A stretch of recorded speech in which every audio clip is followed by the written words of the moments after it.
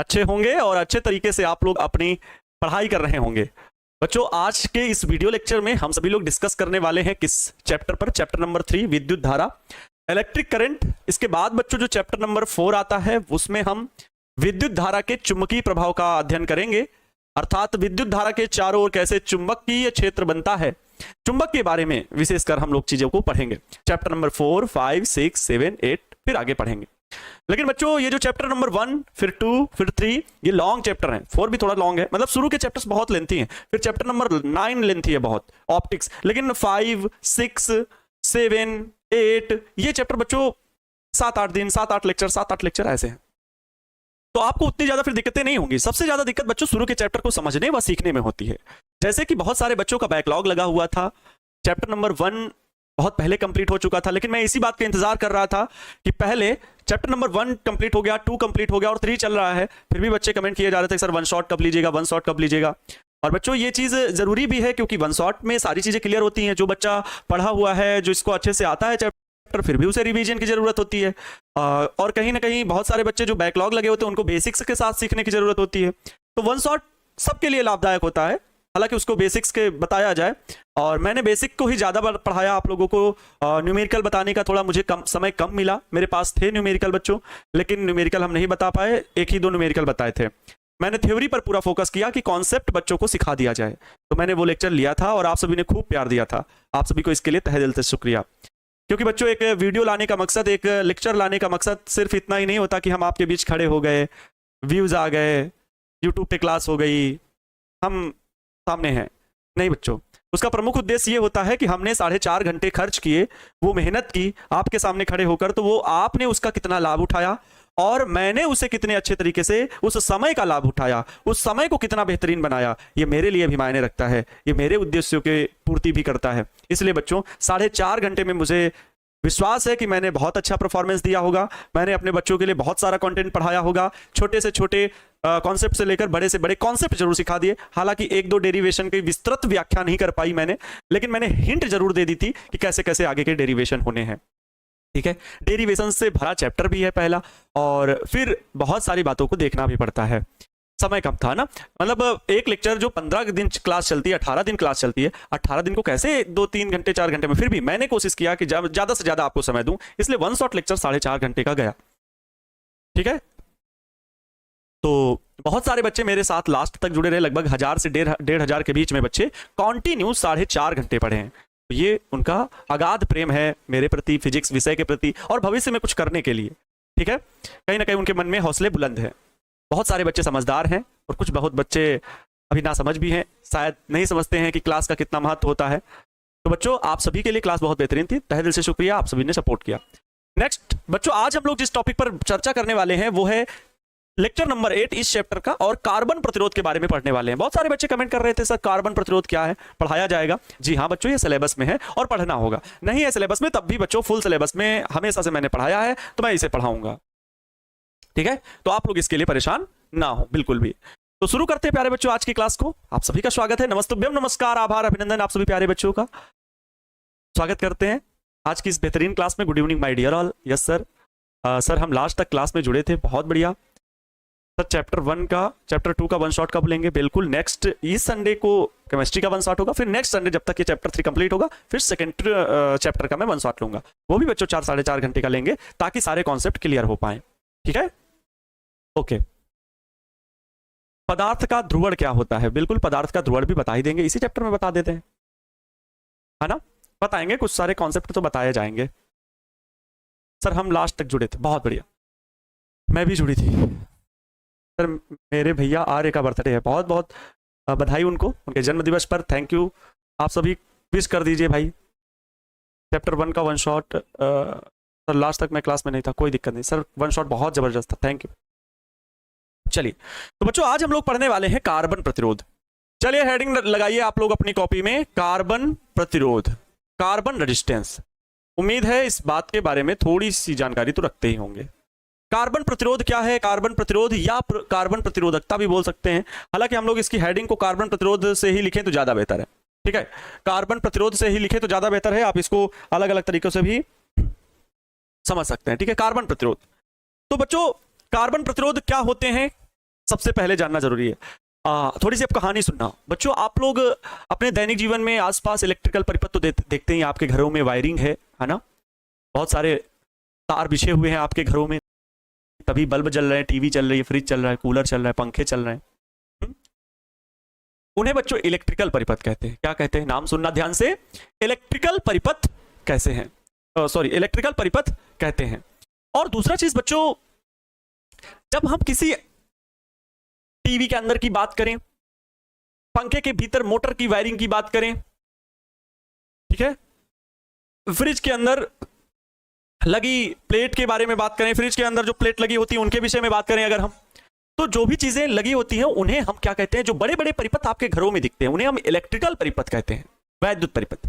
और जो छोटे छोटे पार्ट्स में, टीवी की प्लेट हो गई है ना, उसमें देखो टीवी में बहुत छोटे छोटे सर्किट बिछे होते हैं, उन्हें हम इलेक्ट्रॉनिक्स कहते हैं। आपने सुना होगा कि बीटेक करने के लिए 2 ब्रांच कई लोग चूज करते हैं। एक चूज करते हैं इलेक्ट्रिकल इंजीनियरिंग, डबल ई, और कई एक बीटेक की ब्रांच होती है triple E, electrical engineering in electronics. एक होता है बच्चों डबल ई, इसे कहते हैं इलेक्ट्रिकल इंजीनियर, बीटेक की एक ब्रांच है। और एक होती है ट्रिपल ई ब्रांच बीटेक की, इसे बोलते हैं electrical engineering in electronics, electrical engineering in electronics, ये होता है। तो बच्चों इसके लिए अलग अलग चीजें, जो बड़ी बड़ी वायरिंग होती हैं, जो दिख जाती हैं सामने से सीधे आपको दिखाई दे रही, वो होती है इलेक्ट्रिकल इंजीनियरिंग, वो वैद्युत परिपथ की वायरिंग है, उनको सीधे देखा जा सकता है और उनमें बहुत सारी संक्रियाएं होती हैं, बहुत सारी चीजें हैं, उसको पढ़ना पड़ता है, सीखा जाता है कहाँ पे क्या कनेक्शन देना है। और इलेक्ट्रॉनिक्स बच्चों जो होते हैं छोटे पार्ट्स में जरूरत होती है। तो कार्बन प्रतिरोध क्या है कि कहीं कहीं पर वैद्युत परिपथ में, पहली बात तो प्रतिरोध 2 प्रकार के होते हैं हमारे पास, दो प्रकार के, एक होते हैं तार आबद्ध प्रतिरोध और एक दूसरा होता है कार्बन प्रतिरोध। तार आबद्ध प्रतिरोध क्या होते हैं? जो नॉर्मल आप अपने घरों में देखते हो तार, जैसे मैं क्या बताऊं, कोई तार दिखा दूं, ये बच्चों कि इसको अगर मैं कट करके, ठीक है, इधर से देख लो, अरे बड़ा गंदा है यार, कुछ भी नहीं, धूल मिट्टी रहती है, कट करके हम इसको अलग कर लें और इसके भीतर का जो वायर होता है वो निकाल लें, इसके भीतर का क्या कर लें हम, वायर निकाल लें, तो बच्चों क्या होगा, वो जो कॉपर का हो या एल्यूमिनियम को, उसको अगर हम निकाल लें तो वो कहलाएगा तार आबद्ध प्रतिरोध, तार आबद्ध प्रतिरोध। वहीं पर बच्चों अगर हम कार्बन प्रतिरोध की बात करें तो ये एक विशेष प्रतिरोध होते हैं और उसी के बारे में हमें डिटेल में पढ़ना है, हाँ। सर आपको कोल्ड है क्या? नहीं, कोल्ड तो नहीं कह सकते, बट थोड़ा सा महसूस हो रहा है, पानी ठंडा पिए थे कल, उसकी वजह से। चलो चलें बच्चों, पढ़ाना शुरू करें। बताएं, आपको कार्बन प्रतिरोध के बारे में थोड़ी बहुत जानकारी अभी मिली होगी। तो सबसे पहले हम लोग ये जान लेते हैं कि भाई जो प्रतिरोध होते हैं वैद्युत परिपथों में, हम 2 प्रकार के प्रतिरोधों का प्रयोग करते हैं, एक तार आबद्ध प्रतिरोध तथा दूसरे कार्बन प्रतिरोध। तो इस बात को लिख लीजिए कि विभिन्न वैद्युत परिपथों में या वैद्युत परिपथों में, सर्वप्रथम ये जान लो, ये लिख रहे हैं हम, वैद्युत परिपथों में, अभी कोई लिखेगा नहीं बच्चों, वैद्युत परिपथों में 2 प्रकार के प्रतिरोध प्रयुक्त किए जाते हैं। 2 प्रकार के प्रतिरोध क्या किए जाते हैं? प्रयोग किए जाते हैं। 2 प्रकार के प्रतिरोध प्रयोग किए जाते हैं, 2 प्रकार के प्रतिरोध प्रयोग किए जाते हैं। एक कौन से? तार आबद्ध प्रतिरोध, ध्यान से सुनेंगे। पहले होते बच्चों तार आबद्ध प्रतिरोध और दूसरे होते हैं कार्बन प्रतिरोध। दूसरे कौन से होते हैं बच्चा पार्टी? कार्बन प्रतिरोध। अब बात आएगी आपको सबसे ज्यादा जो पढ़ना है वहां, तो ये टॉपिक है सर ये प्रतिरोध का, कौन से? कार्बन प्रतिरोध पढ़ने का। तो सर तार आबद्ध प्रतिरोध ये कहां से आप ले आए? एक नया टॉपिक, तार आबद्ध प्रतिरोध कहां से ले आए? तो थोड़ी सी जानकारी रख लेते हैं बच्चों।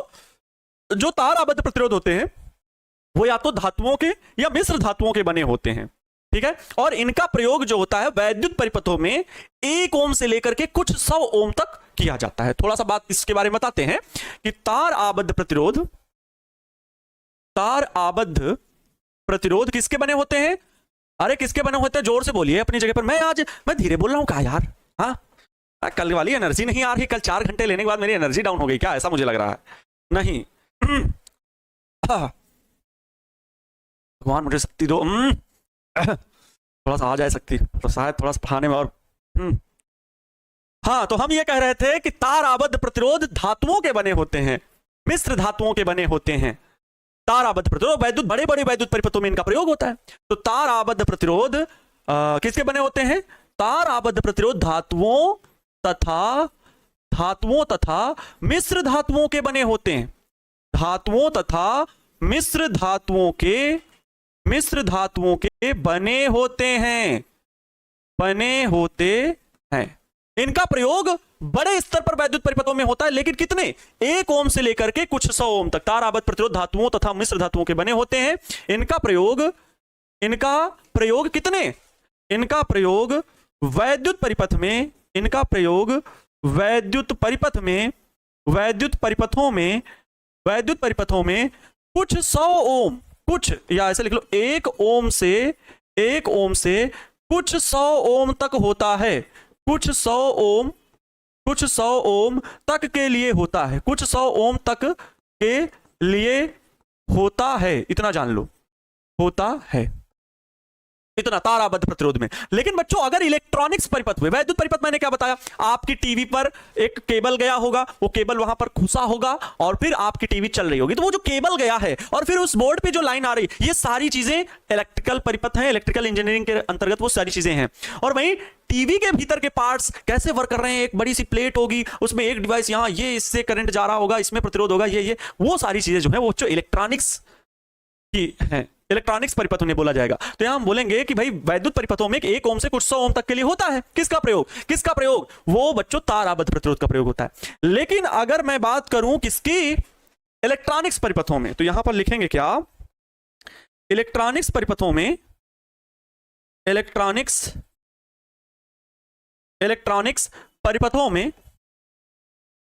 बच्चों, इलेक्ट्रॉनिक्स परिपथों में पता, जैसे मैं बात करूं, आपके टीवी पे साउंड सिस्टम है, सुना मेरी बात को, एकदम कहानी जैसे समझोगे तो समझ जाओगे पूरी बात। देखो बड़े बड़े वैद्युत परिपथ जो घर में वायरिंग हुई है, मोटे मोटे तार हैं, बल्ब बड़े बड़े, उनमें लाइन भेजनी है, तो मार्ग में अगर प्रतिरोध की जरूरत है ना, तो बहुत कम जरूरत है। क्यों सर, क्योंकि धारा का मान ज्यादा चाहिए, ज्यादा, वोल्टेज ज्यादा चाहिए, इस वजह से प्रतिरोध कम रहेगा।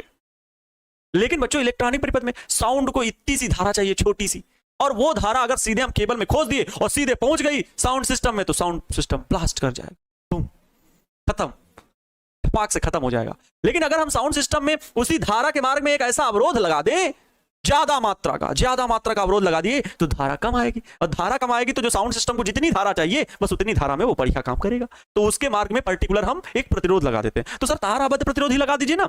लेकिन बच्चों तार आबद्ध प्रतिरोध धातुओं या मिश्र धातुओं के बने होते हैं, तो इनकी लंबाई बहुत अधिक लगानी पड़ेगी। जबकि कार्बन प्रतिरोध क्यों, क्योंकि कार्बन प्रतिरोध अर्धचालक होते हैं। कार्बन प्रतिरोध क्या है, अर्धचालक, इसकी प्रतिरोधकता बहुत अधिक होती है। किसकी, कार्बन की प्रतिरोधकता अति उच्च होती है, बहुत ज्यादा होती है। इस वजह से हम कार्बन अर्धचालक का प्रयोग करते हैं और इसको एक विशेष विधि से बना दिया जाता है। ठीक है, क्लियर? हाँ, तो इलेक्ट्रॉनिक्स परिपथों में इतने 1 ओम से कुछ 100 ओम तक की जरूरत नहीं होती है, बल्कि ज्यादा प्रतिरोध की आवश्यकता होती है ना।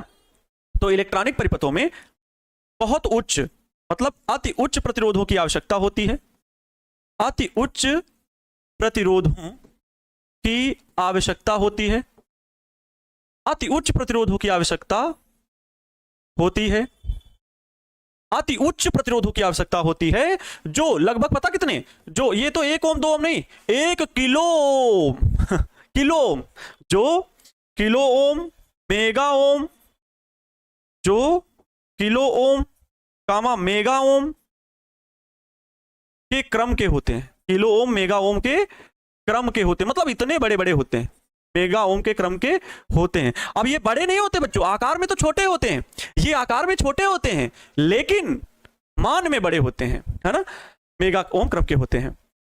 अब इलेक्ट्रॉनिक परिपथों में या कह लो उच्च प्रतिरोध को बनाने के लिए, उच्च प्रतिरोध बनाने के लिए तार आबद्ध प्रतिरोध नहीं ठीक रहेगा, इसके लिए बच्चों अर्धचालकों का प्रयोग किया जाता है। आगे अब हम इस बात को लिखेंगे कि इलेक्ट्रॉनिक्स परिपथों में अति उच्च प्रतिरोध को जो बनाने के लिए हम तार आबद्ध प्रतिरोध का प्रयोग नहीं करेंगे, हम उसको बनाने के लिए बच्चों किसका प्रयोग करेंगे, अर्धचालकों का प्रयोग करेंगे। तो इस बात को मैं यहां पर लिख रहा हूं, ठीक है क्या बच्चों, इलेक्ट्रॉनिक्स परिपथों में या कह लो अति उच्च प्रतिरोधों, अति उच्च प्रतिरोध बनाने के लिए अति उच्च प्रतिरोध बनाने के लिए धात्विक चालक या मतलब समझ रहे हो, धातुओं के धात्विक चालक या मिश्र धातुओं का प्रयोग नहीं कर सकते, प्रयोग करना ठीक नहीं है। अति उच्च प्रतिरोध बनाने के लिए धात्विक चालक का प्रयोग करना सुविधाजनक नहीं है, ऐसा लिख सकते हो। क्यों? क्योंकि अधिक लंबाई की आवश्यकता होगी।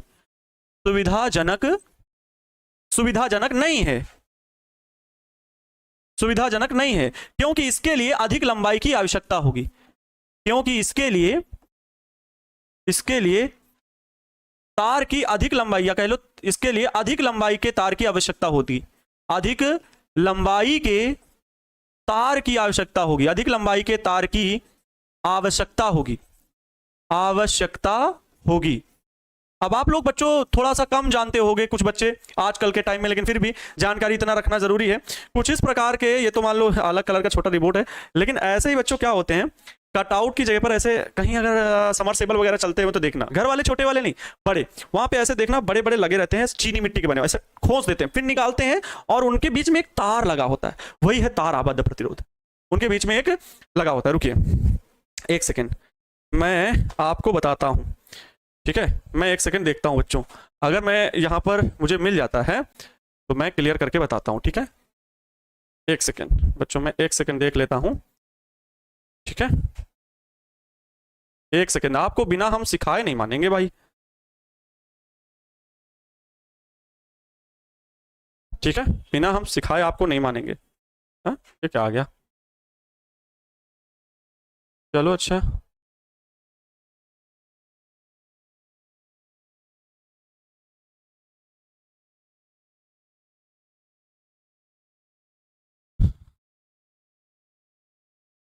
एक सेकेंड। देखो बच्चों, ये है कार्बन प्रतिरोध, ये जो दिख रहा है ना यहां पर, देखो मैं इमेज खोल के दिखा रहा हूं, ये जो आपको दिख रहे हैं ये है कार्बन प्रतिरोध, जिनमें कलर कोड दिख रहे हैं, अलग अलग रंग की पट्टियां दिख रही हैं, इनको बोला जाता है कार्बन प्रतिरोध। इनको क्या बोला जाता है? कार्बन प्रतिरोध बोला जाता है। बहुत जगह पर दिख रहा है, ठीक है? ये सारे कार्बन प्रतिरोध हैं, और वैसा कुछ दिख नहीं रहा है ना? रुकिए, रेजिस्टेंस क्या लिखें? कट आउट प्लग, एक सेकेंड देख लेते हैं जरा इसमें। हाँ, इसमें बने हुए हैं, ये देखो, ये बच्चों इसमें जो ये देख रहे हो, बड़ी नहीं होगी इमेज, ये यहाँ पे देख सकते हो, और मैं कहाँ पे दिखाऊं, थोड़ा सा बड़े दिखेंगे कोई आकार में, कहाँ पे दिखाता हूँ, रुक जाओ एक सेकेंड भाई, बिना दिखाए हम नहीं मानेंगे, आप लोगों को हर एक वो चीज़ में दिखाऊंगा, ठीक है? यहाँ पे आप देख सकते हो, वैसे मैंने यहाँ दिखा दिया, ये देखो, ये ओहो बढ़िया, तो मिल गया, ये चीज़ देख लीजिए बच्चों, ठीक है? आप सुनो, इसको देखो, रुको एकदम दिखाता हूँ, ये क्या मांग रहे हैं भैया, ये देखो बच्चों, अब देखो इधर, ये जो देख रहे हो ना, इसके और इसके बीच में एक तार लगाया जाता है, इसके और इसके बीच में क्या लगाया जाता है? एक तार, और इसको इसमें लगा दिया जाता है, इसको ऐसे उठाया जाएगा और इसमें लगा दिया जाएगा, लाइन चलने लगेगी। जैसे इसको हटाया जाएगा वैसे ही बच्चों क्या होगा, घर पे धारा जाना, या कह लो विद्युत धारा, बिजली का पहुंचना बंद हो जाएगा। लेकिन जैसे ही इसको जोड़ा जाएगा, इसके बीच में एक तार लगा होता है, ठीक है? कितने लोगों को, हाँ, इसको फ्यूज कहते हैं। अरे भैया वो फ्यूज ही क्या है? प्रतिरोध है, ठीक है? वही फ्यूज क्या है? प्रतिरोध क्या है, समझ गए? अब इतना समझ गए? ये फ्यूज है, अरे भैया यही फ्यूज प्रतिरोध है। अब आप फिजिक्स पढ़ रहे हो, फिजिक्स की भाषा में बोलोगे, ये फ्यूज बच्चों क्या होता है? प्रतिरोध होता है। इसे तार आबद्ध प्रतिरोध कहते हैं। क्या कहोगे इसे? तार आबद्ध प्रतिरोध कहोगे, ठीक है? इसी में, ये चीनी मिट्टी का बना होता है, और इसी में एक तार लगा होता है, और एक लगा दिया, इसमें तार लगा दिया जाता है, या इसमें लगा दिया जाता है, कोई दिक्कत नहीं, चाहे इसमें कस दो चाहे इसमें कस दो। समझ में आया? Yes sir, okay. तो बच्चों ये जो होता है वो क्या होता है?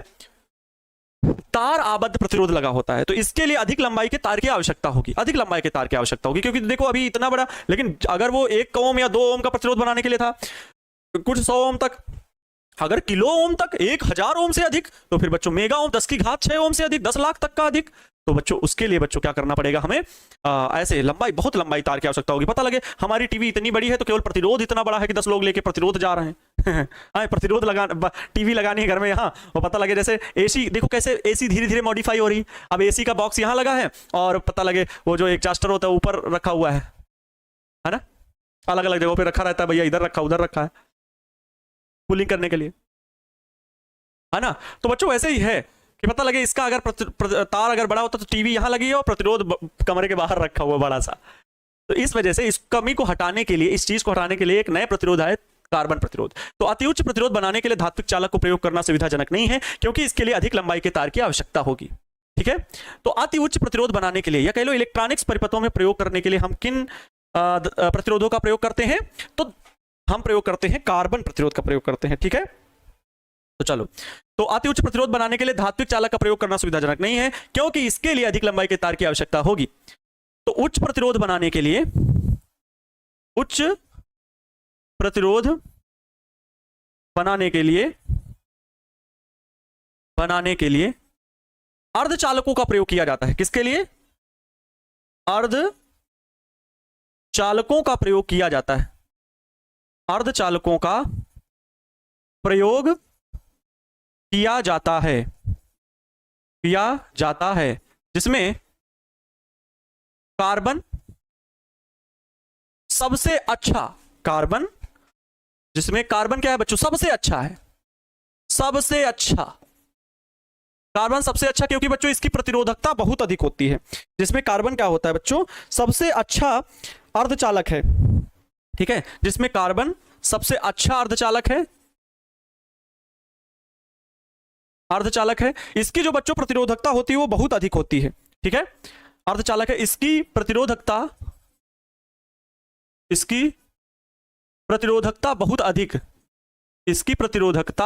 बहुत अधिक होती है, या कह लो अति उच्च होती है। इसकी प्रतिरोधकता बहुत अधिक, लगभग बच्चों 3.5 × 10 की घात -5 ओम मीटर, ओम इंटू मीटर होती है। इसलिए बच्चों हम परिपथ में कार्बन प्रतिरोधों का प्रयोग करते हैं। ठीक है, कार्बन प्रतिरोधों का प्रयोग करते हैं। समझ गए? इतनी बात समझ गए कि हाँ, कार्बन प्रतिरोध बनाने का उद्देश्य क्या है बच्चों? प्रतिरोध तो दो प्रकार के होते हैं, एक ताराबद्ध प्रतिरोध, कार्बन प्रतिरोध। ठीक है, दो तरह से हम प्रतिरोध का प्रयोग कर सकते हैं वैद्युत परिपथों में। लेकिन ताराबद्ध प्रतिरोध धातुओं तथा मिश्र धातुओं के बने होते हैं। इनका प्रयोग वैद्युत परिपथों में 1 ओम से कुछ 100 ओम तक के लिए होता है। इलेक्ट्रॉनिक्स परिपथों में अति उच्च प्रतिरोधों की आवश्यकता होती है, जो किलो ओम, मेगा ओम के क्रम के होते हैं। इसलिए बच्चों अब अगर ताराबद्ध प्रतिरोध बनाएंगे तो बहुत ज्यादा का होगा। इसलिए अति उच्च प्रतिरोध बनाने के लिए धात्विक चालक का प्रयोग करना सुविधाजनक नहीं है, क्योंकि इसके लिए अधिक लंबाई के तार की आवश्यकता होगी। इसलिए क्या बच्चों, अति उच्च प्रतिरोध बनाने के लिए अर्धचालकों का प्रयोग किया जाता है, जिसमें कार्बन सबसे अच्छा अर्धचालक है। इसकी प्रतिरोधकता बहुत अधिक 3.5 × 10 की घात -5 ओम मीटर होती है। अब कार्बन प्रतिरोधकों को व्यक्त करने के लिए वर्ड कोड का प्रयोग किया जाता है। आइए समझाते हैं बच्चों। जो कार्बन प्रतिरोध होते हैं वो बहुत सस्ते होते हैं। पहली चीज क्या बच्चों? कार्बन प्रतिरोध आकार में छोटे। कार्बन प्रतिरोध क्या होते हैं बच्चा पार्टी? आकार में छोटे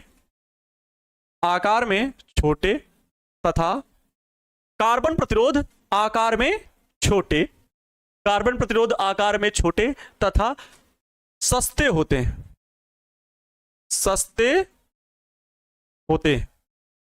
कार्बन प्रतिरोध आकार में छोटे तथा सस्ते होते हैं। इनको व्यक्त करने के लिए वर्ड कोड का प्रयोग किया जाता है। सबसे जरूरी चीज, इनको व्यक्त करने के लिए इनको व्यक्त करने के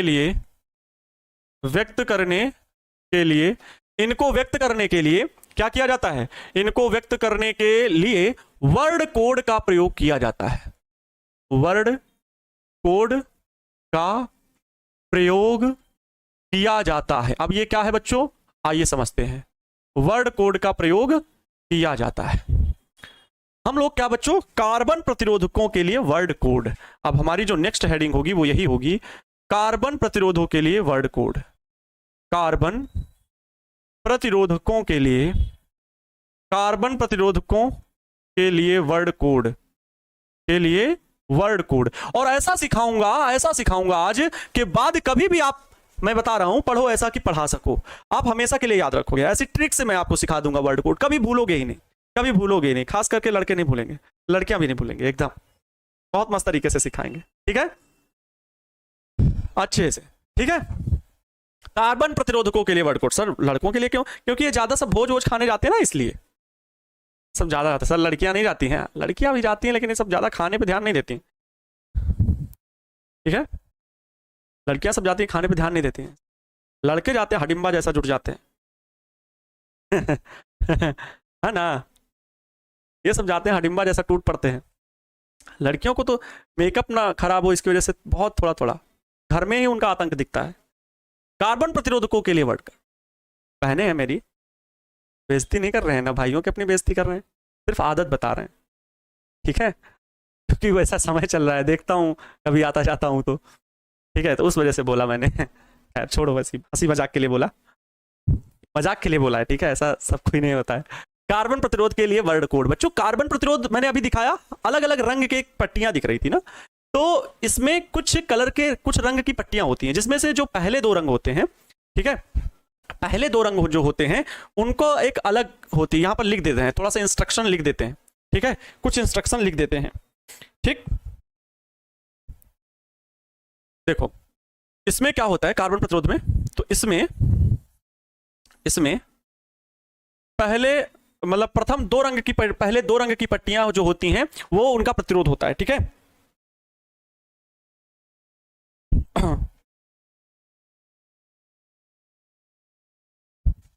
ठीक, इसमें की जगह हम कार्बन प्रतिरोध शब्द यूज कर रहे हैं, कलर भी भैया चेंज कर। कार्बन प्रतिरोध में, अब दांत मत निकालिए, कार्बन प्रतिरोध में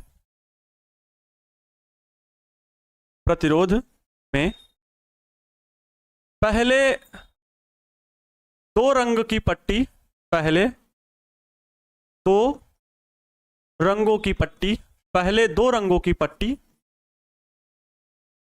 प्रतिरोध को व्यक्त करती है। कार्बन प्रतिरोध में पहले दो रंगों की पट्टी प्रतिरोध को व्यक्त करती है। प्रतिरोध को व्यक्त करती है मतलब प्रतिरोध को बताती है, प्रतिरोध को बताती है। जितना उस पर अंक लिखा होगा, जितना उस पर अंक लिखा होगा, रंग पर अंक लिखा होता है, अभी दिखाते हैं, जितना उस पर अंक लिखा होगा, जितना उस पर अंक लिखा होगा वही उसका प्रतिरोध का मान होगा, वही उसके प्रतिरोध का मान होगा, वही उसके प्रतिरोध का मान होगा। फिर बच्चों दूसरी पट्टी होती है, तीन पट्टियां टोटल होती है, मतलब टोटल चार पट्टियां होती हैं, तो जो तीसरी पट्टी होती है वो गुणांक को प्रदर्शित करती है। तीसरी पट्टी क्या होती है? गुणांक को प्रदर्शित करती है। दूसरा पॉइंट, तीसरी पट्टी, पहले दो पट्टी तो प्रतिरोध को, और जो तीसरी पट्टी होती है वो गुणांक को प्रदर्शित करती है। तो दूसरी पट्टी गुणांक को प्रदर्शित करती है, गुणांक को प्रदर्शित करती है, प्रदर्शित करती है।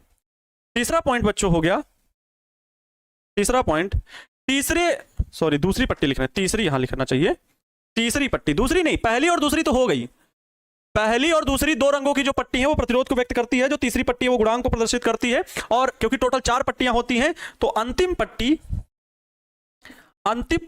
जो होती है, अंतिम पट्टी कार्बन प्रतिरोध की सहनशीलता को व्यक्त करती है। अंतिम पट्टी कार्बन प्रतिरोध की सहनशीलता को व्यक्त करती है, कार्बन प्रतिरोध की सहनशीलता को व्यक्त करती है, सहनशीलता को व्यक्त करती, मतलब वो कितना तक के कितने वैद्युत धारा के प्रवाहित मान को बर्दाश्त कर सकती है, उस सहनशीलता को व्यक्त करती है, व्यक्त करती है। कभी कभी बच्चों ये होता है कि चौथा रंग होता ही नहीं चौथे रंग की पट्टी होती ही नहीं, तो थोड़ा सा नोट पॉइंट में इस बात को हम लिख देंगे, इस बात को यहां पर नोट पॉइंट में मैं लिख दूंगा, इसी तीसरे पॉइंट के पास, यदि कार्बन प्रतिरोध में चौथे रंग की पट्टी ना हो, यदि कार्बन प्रतिरोध में चौथे रंग की पट्टी ना हो, चौथे रंग की पट्टी ना हो तो सहनशीलता 20% ली जाती है। कितनी? सहनशीलता 20% लिया जाता है। अब सर ये क्या है और कैसे कार्बन प्रतिरोध के वर्ड कोड हैं वो हमें सिखाइए। आइए समझाते हैं। मेरे पास बच्चों एक सेंटेंस है और उसको आप लोगों को याद रख लेना है। किताबों में भी लिखा होता है, लेकिन मैं उसे याद करने का एक अलग तरीका बताऊंगा। सर गुणांक का मतलब क्या है? गुणांक का मतलब है पहली बात तो गुणा में मान, वो कितने गुना तक प्रतिरोध को बना सकता है, प्रतिरोध का मान होता है कितने गुना तक, तो वो गुणांक को व्यक्त करता है बच्चों। क्योंकि जो प्रतिरोध होगा ना, ये जो पहले 2 रंग की पट्टिका होंगी अलग अलग रंग की, उनका जो मान होगा उसके गुणा में गुणांक को लिखा जाएगा। कैसे है अभी आगे चलोगे तो थोड़ा थोड़ा और समझ जाओगे। आइए कार्बन प्रतिरोधकों के लिए ये जो वर्ड कोड दिखा, मैं यहां पर एक बच्चों कार्बन प्रतिरोध आपको बना के दिखाता हूं। एक आपको मैं कार्बन प्रतिरोध यहां पर बना के दिखाने का प्रयास करता हूं। अगर मैं सफल रहा तो लगता है कि फिर मुझे नोबेल पुरस्कार आप लोग जरूर देंगे। ठीक है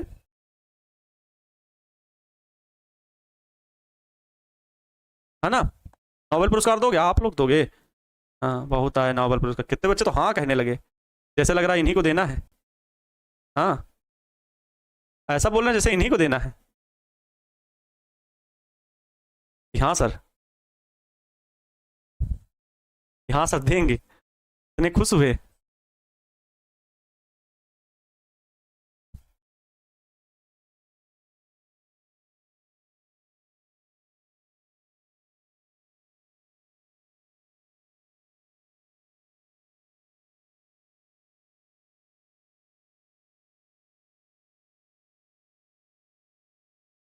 अब बच्चों ध्यान देंगे।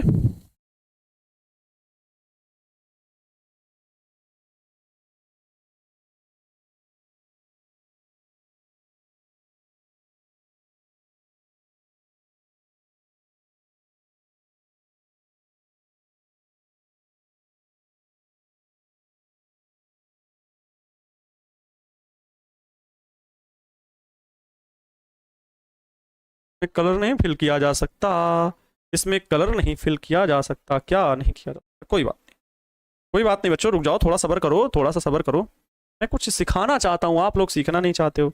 हैं? इतनी गलत बात है, इतनी गलत बात है। मैं कार्बन प्रतिरोध देखो अब बनाने लगा।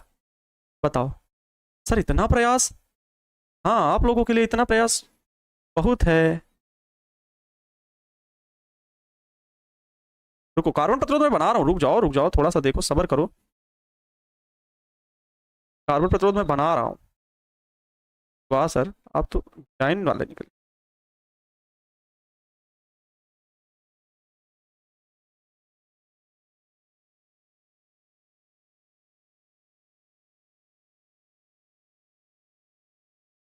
ठीक है, जो भी बन गया, जैसे बन गया बना दिए बस, अब ज्यादा दिमाग मत लगाना। एक पट्टी बच्चों ये हो गई, एक पट्टी ये हो गई। क्या क्या क्या क्या, ये एक पट्टी और हो जाए।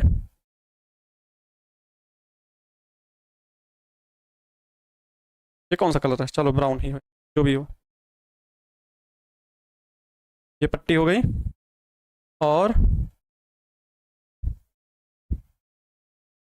और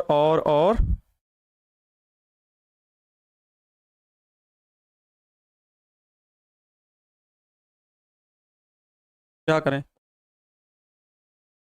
हो गया। आप समझो, ये हो गया बच्चों कार्बन प्रतिरोध।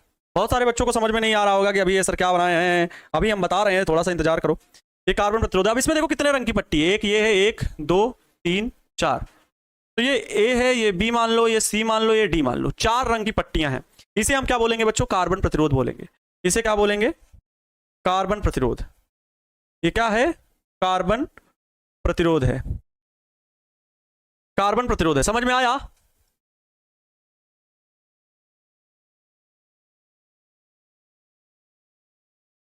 ठीक है, चलो अब बहुत छोटे छोटे होते हैं। देखिए, एक सेंटेंस दे रहा हूं वो जो हमेशा याद रखना। क्या होता है? कार्बन प्रतिरोधकों के वर्ड कोड को याद रखने के लिए एक ट्रिक क्या है, देखो। एक है बच्चों, इसका नाम क्या? B B Roy, B B Roy. फिर बच्चों एक शब्द याद रखेंगे, great boy, B B Roy, great boy, very good wife, very good wife, gold silver necklace. हो गया। ये बच्चों एक सेंटेंस याद रखना है, B B Roy great boy, very good wife, gold silver necklace, gold silver necklace. लेकिन यहीं पर कुछ बच्चे इसको याद नहीं कर पाएंगे, कुछ बच्चे इसको भूल जाएंगे। ये कार्बन प्रतिरोध का बच्चों वर्ड कोड है। ये क्या है? कार्बन प्रतिरोध का वर्ड कोड है। याद रखने का तरीका अभी मैं सिखाता हूं, एक एक चीज सिखाता हूं। अगले में टेबल बनाऊंगा, यहां पर सिर्फ आपको सिखाऊंगा। टेबल तो मैं यहां बनाने जा रहा हूं, टेबल में यहां पर बनाने जा रहा हूं, ध्यान से देखना। ये वाह सर, आप टेबल बनाने वाले हो। हाँ बच्चों, अच्छे से बनाऊंगा, एक एक चीज सिखाऊंगा। सबसे पहले जान लो इसमें से झिम टपाक टुमटुम, फिर ये आगे चलते हैं। पहले देखो झिम टपाक टुमटुम। ओके सर, ओके सर, ये क्रमांक हो गए। ये बच्चों क्या हो जाएगा? नाम हो जाएगा। और इसमें क्या हो जाएगा? इसमें सार्थक अंक हो जाएगा। इसमें क्या हो जाएगा? वर्ड कोड हो जाएगा। ठीक है, टोटल इतना हो जाएगा, ठीक है ना? और ये हो जाएगा। क्लियर? मतलब इसको हटाते हैं क्या? अच्छा ठीक, इतना सही है।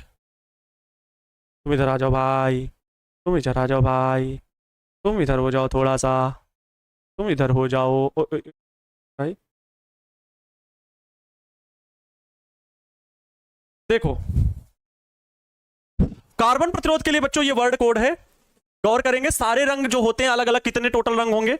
एक होगा बच्चों आपका देखो यहां पे मैं सिखा देता हूं फिर इससे। पहला होता है बच्चों बी मतलब ब्लैक, बी मतलब ब्लैक। इस बी का मतलब क्या होगा? Brown, brown. इसका मतलब क्या होगा? आर मतलब रेड, ओ मतलब ऑरेंज, वाई मतलब येलो, जी मतलब ग्रीन, पी मतलब ब्लू, वी मतलब वायलेट, वायलेट, जी मतलब ग्रे, डब्लू मतलब white, white. Gold silver necklace, gold मतलब सुनहरा, पता ही है इसको, तो गोल्ड सिल्वर नेकलेस लिखा ही हुआ है। ठीक है, इनका मैंने फुल फॉर्म बता दिया।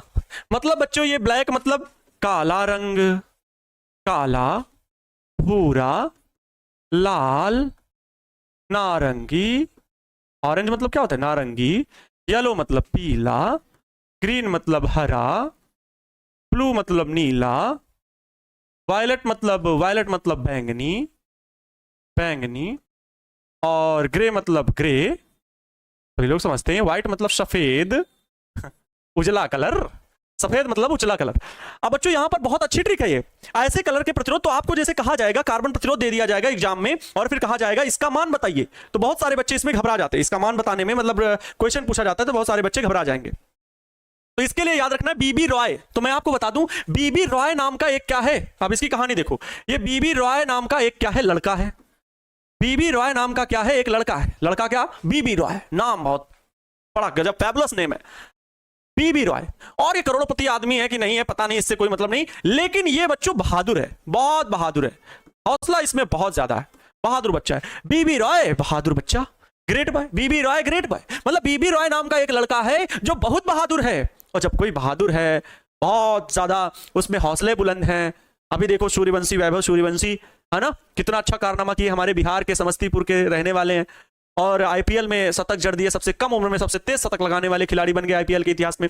तो सोचो, बीबी रॉय नाम का एक लड़का है और जो बहुत बहादुर है, और जो बहुत बहादुर है उसे वेरी गुड वाइफ, बहुत सुंदर पत्नी मिलेगी, है ना? अरे सर, अब आप हमारा दिल जीत लिए सर। आए लड़कों के लिए बड़ी सुखद पलों की अनुभूति हो गई होगी। सुंदर पत्नी मिलेगी, बिल्कुल सही बात है। अच्छे कामकाज करने वाली मिलेगी, देखने में भी सुंदर होगी, आपका सपोर्ट करेगी। बहादुर बच्चों को ऐसे ही लोग मिलते हैं, ऐसे ही पार्टनर मिलते हैं, है ना? सुंदर पत्नी मिलेगी। और जब सुंदर पत्नी होगी तो उसको क्या पहनाओगे? गोल्ड सिल्वर नेकलेस पहनाओगे। उसकी खूबसूरती किसमें लिखेगी? गोल्ड पहनेगी, सोना चांदी नेकलेस पहनेगी, तो उस पर क्या होंगे? जचेगी, वो देखने में अच्छा लगेगा। सर गोल्ड सिल्वर नेकलेस क्या हुआ? ये गोल्ड सिल्वर नेकलेस लिखा हुआ है, ठीक है। उसके क्या है बच्चों? ये सुंदर पत्नी के ये क्या है? आभूषण है। ये क्या है? आभूषण है। समझ गए? क्लियर? तो बच्चों ये एक बहुत बहादुर लड़का है, याद रखना कहानी यही है। बहादुर लड़कों को, अगर लड़का बहादुर है तो उसे सुंदर पत्नी मिलेगी, और सुंदर पत्नी के आभूषण गोल्ड सिल्वर नेकलेस होंगे। हमेशा याद रहेगा सर। आप सर मुझे याद है कि चैप्टर नंबर 3 में एक कहानी लिखी थी कि एक लड़का था जो बीबी रॉय था। लड़के का नाम क्या है? बीबी रॉय, रॉय साहब। ये रॉय साहब हैं, ये क्या है? राय साहब। राय साहब नाम के एक लड़के, वैसे ये गोलुआ भी कह सकते हैं, अपना गोलुआ है राय साहब, है ना? गोलुआ है राय साहब। और ये राय साहब जो हैं ये बहुत बहादुर हैं, और बहुत बहादुर हैं तो इनको सुंदर पत्नी मिली, मतलब वेरी गुड वाइफ, बहुत सुंदर। यहाँ पे ये भी थोड़ा बहुत तो लिखना भूल गए, बहुत सुंदर है, सुंदर नहीं बहुत सुंदर, अति सुंदर अति सुंदर पत्नी मिलेगी इनको, बहुत सुंदर, और आभूषण पहनेंगे, है ना? सर आपको सुंदर पत्नी नहीं मिलेगी ठीक है भाई। अब आते हैं बच्चों, पहला पॉइंट हो गया ये। मैं यहां पर आपको बता दूं कलर कोड, ठीक है? कलर मतलब रंग, ठीक है? रंग यहां पे लिख देता हूं, रंग जितने भी कलर होंगे वो यहां पर लिख दूंगा, ठीक है? यहां पर आगे बच्चों होते हैं सार्थक अंक, सार्थक अंक जो कि हल करने में मदद करेगा, और आगे जो होगा वो होगा गुणांक, गुणांक, और ये होता है बच्चों प्रतिशत मान, प्रतिशत मान। देखो अब क्या क्या क्रम बाद में लिख लेंगे, पहले हम लोग कलर के नाम लिखना शुरू करते हैं। पहले क्या था बच्चों? काला रंग था। काले रंग के लिए जो सार्थक अंक होता है वो 0, इसका गुणांक जो होगा वो 10 की घात 0 लिखा जाएगा, जिसकी वैल्यू 1 होगी। प्रतिशत मान इनका नहीं होता है। काले के बाद बच्चों था भूरा रंग, है ना? भूरा रंग का सार्थक अंक 1 होता है, 10 की घात 1, तो इसका मान भी 10 होगा, प्रतिशत मान नहीं होता है। काला भूरा, बीबी रॉय, अब देखो मुझे याद रहेगा, बीबी रॉय, रॉय मतलब आर, आर मतलब बच्चों लाल, लाल रंग, ठीक है? और लाल का कलर कोड 2, और ये 10 की घात 2, तो यहां पर बस लिख दो 10 की घात 2 ही लिख दो, बार बार ऐसे लिखोगे तो बहुत ज्यादा हो जाएगा। 10 की घात 2 प्रतिशत मान नहीं होता है, प्रतिशत मान नहीं होता है। इसके बाद बच्चों काला भूरा लाल रॉय, ओ मतलब बच्चों नारंगी, नारंगी, तो नारंगी 3 कलर कोड होगा, 10 की घात 3 लिखा जाएगा, इसमें कोई प्रतिशत मान नहीं। इसके बाद रॉय वाई, वाई मतलब बच्चों पीला, पीला जो होगा मतलब उसका कलर कोड 4 होगा, 4 10 की घात 4 होगा, और प्रतिशत मान कुछ भी नहीं होगा, ठीक है? प्रतिशत मान कुछ भी नहीं होगा। आगे ग्रीन मतलब हरा, हरा का कलर कोड कितना होगा बच्चों? सार्थक अंक 5 होगा, ये भी 10 की घात कितना होगा? 5 होगा। सार्थक अंक प्रतिशत मान कुछ भी नहीं होगा। इन रंगों का प्रतिशत मान नहीं है, अभी बताते हैं किसका मान होगा। बीबी रॉय, रॉय ग्रेट मतलब हरा ग्रीन, और ग्रेट बॉय, बॉय मतलब बी फिर आ गया तो नीला होगा। तीसरे बी का मतलब है नीला, नीला मतलब 6 कलर, 10 की घात 6, प्रतिशत मान नहीं।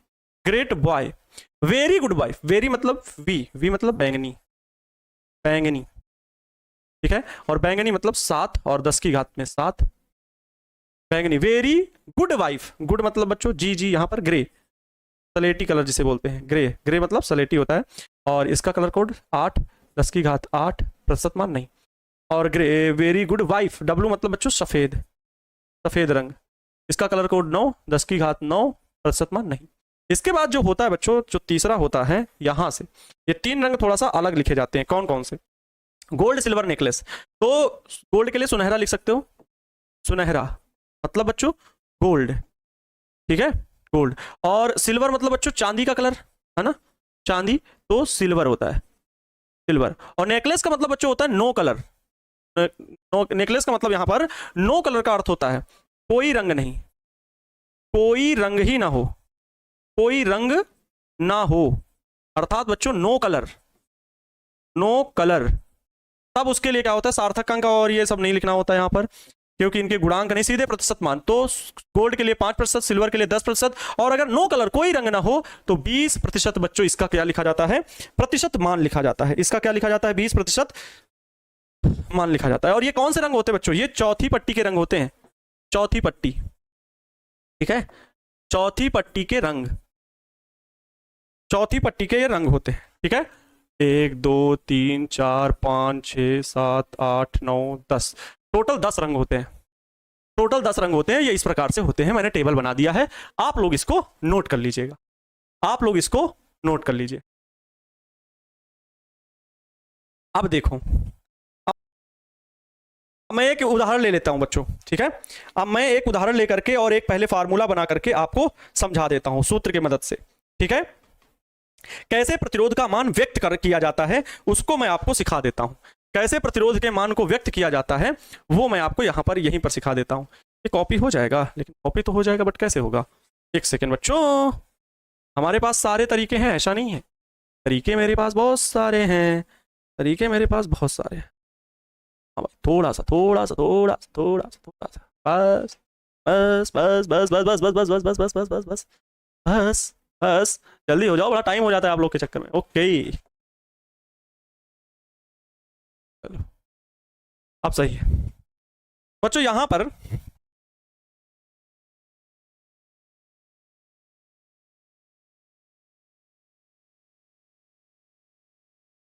देखो, ये कार्बन प्रतिरोध को मैं व्यक्त करने का तरीका बता रहा हूं। ये देख रहे हो कार्बन प्रतिरोध है ना, ये लिखा हुआ है। तो किसी भी कार्बन प्रतिरोध को व्यक्त करना, कैसे व्यक्त किया जाएगा, ध्यान से सुनो, व्यक्त करना कैसे होगा। किसी भी कार्बन प्रतिरोध का जो मान होगा, प्रतिरोध, इसका मान जो होगा R बराबर, वो कैसे लिखोगे। सबसे पहले दो रंग, ठीक है, सुनो, ये दोनों क्या है, ओहो, ये दोनों क्या है, दो रंग, दो रंग की पट्टी, मतलब क्या है, ये प्रतिरोध है, ये प्रतिरोध का मान है। C क्या है, गुणांक, C क्या है, गुणांक लिया जाएगा, और D क्या है, प्रतिशत मान। D का मतलब क्या होगा, प्रतिशत मान लिया जाएगा। ये चौथे रंग की पट्टी है। तो अगर किसी भी प्रतिरोध को व्यक्त किया जाएगा तो वो ध्यान से सुन लो कैसे व्यक्त किया जाएगा। प्रतिरोध R बराबर जो होगा, सबसे पहले AB लिखा जाएगा, AB, फिर इनटू में गुणांक का मान जो होगा C लिखा जाएगा, और इतने ओम हो जाएगा प्रतिरोध, फिर प्लस माइनस इतने की सहनशीलता हो सकती है, वो D होगा, D प्रतिशत। D को किस में लिखा जाएगा, प्रतिशत में बच्चों लिखा जाएगा। यही होगा किसी भी प्रतिरोध को, कार्बन प्रतिरोध को व्यक्त करने का तरीका। ये चीज याद रख लेना, किसी भी कार्बन प्रतिरोध को व्यक्त करने का ये तरीका होगा। ये कार्बन प्रतिरोध बना हुआ है, मैंने यहां पर ये बता दिया ट्रिक, ये बता दिया वर्ड कोड लिखने का तरीका। अब उदाहरण के रूप में देख लीजिए, उदाहरण, कोई क्वेश्चन, मेरे पास एक क्वेश्चन है, वो मैं आपको बताता हूं, ठीक है। मेरे पास एक क्वेश्चन है, पीला बैंगनी भूरा सुनहरा, ठीक है, पीला बैंगनी भूरा सुनहरा, पीला बैंगनी भूरा सुनहरा, पीला बैंगनी भूरा सुनहरा, पीला पीला बैंगनी बैंगनी भूरा भूरा, और चौथा कलर है सुनहरा सुनहरा। दिए गए कार्बन प्रतिरोध का मान ज्ञात कीजिए, दिए गए कार्बन प्रतिरोध का मान ज्ञात कीजिए, जल्दी बताइए, का मान ज्ञात कीजिए, बताइए कितने लोग हल कर सकते हैं इसे, हम बताएं हल करके। हल, सबसे पहले आप जान लो R बराबर होता है AB plus minus, sorry AB into का C plus minus D percentage, C और फिर ओम प्लस माइनस D प्रतिशत, यही तो होता है। तो R बराबर, यहां AB कौन है, A B C D, पहले दो रंग किसके हैं, पीला और बैंगनी। पीला बैंगनी, पीले का सार्थक अंक है 4, और तो सार्थक अंक A की जगह 4 लिखो, P की जगह पर कौन है, बैंगनी, बैंगनी का सार्थक अंक है 7, 4 7 गुणे C की जगह पर कौन है, भूरा, भूरा का वर्ड सार्थक अंक क्या है, 1, ओम प्लस माइनस D क्या है, सुनहरा, सुनहरा कितना है, 5%, प्लस माइनस 5%। इस प्रकार से आ जाएगा R बराबर, ये एक को लिखना नहीं, सीधे 47 ओम प्लस माइनस 5%। यही आंसर हो गया, यही आंसर हो गया, और इसी प्रकार का सवाल एग्जाम में आता भी है, यही आंसर हो गया, और इसी प्रकार का सवाल एग्जाम में आता भी है, ठीक है, इसी प्रकार का सवाल एग्जाम में आता है। आज के लिए बच्चों इतना ही, एक बार इसको लेक्चर को फिर से देखना, प्रैक्टिस करना। मिलते हैं कल की क्लास में, और फिर नए चीजें, कल वैद्युत सेल के बारे में भी बताएंगे आपको, और कुछ चीजें और छूट रही हैं, जैसे कि प्रतिरोध का मान अर्धचालकों में किस प्रकार निर्भर करता है, ताप का मान किस प्रकार निर्भर करता है, ये सब चीजें अभी और बतानी है, ठीक है। तो कल के लेक्चर में मिलते हैं, तब तक आप सभी लोग मन लगा करके पढ़ाई करते रहे। Wish you all the best, thank you so much class में जुड़े रहने के लिए। खुद खुश रहें और दूसरों को भी खुश रखने का पूरा प्रयास करें। जैसे ही पैनल PDF पहुंचे नोट कर लीजिएगा, ठीक है। थैंक यू सो मच, जय हिंद, वंदे मातरम।